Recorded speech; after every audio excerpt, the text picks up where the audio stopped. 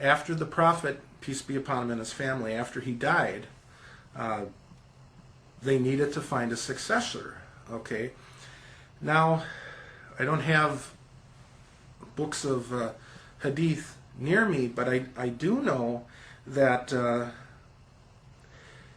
there were traditions that said that the Prophet sallallahu alaihi wa alihi wasallam left traditions, and there's about 5 of them that say he left the Quran and his family. There's one, and it's not even considered sahih, that says I leave the Quran and the Sunnah. And there's 5 others, and for them I don't know if they're considered sahih or not, that say I leave the Quran alone. And of course the modern Quran alone movement jumps on those hadith. Now perhaps I may need to film a third recording and give the references for these hadith. Okay, but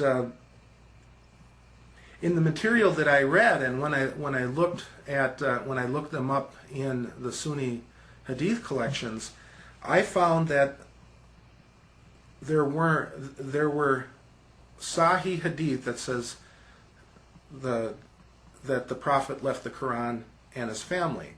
There was no authentic, no sahih hadith, although there were hadith that said he left Quran and Sunnah.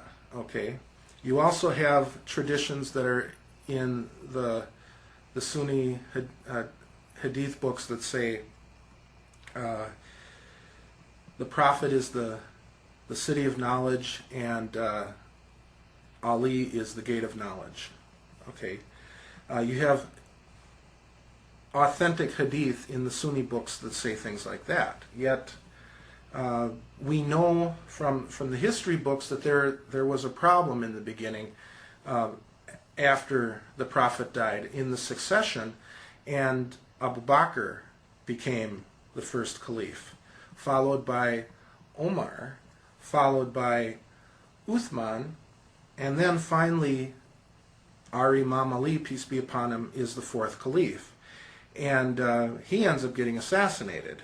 Okay, now if there's such a thing as Sunnah, okay, why is it that the succession, Abu Bakr was chose by a different method than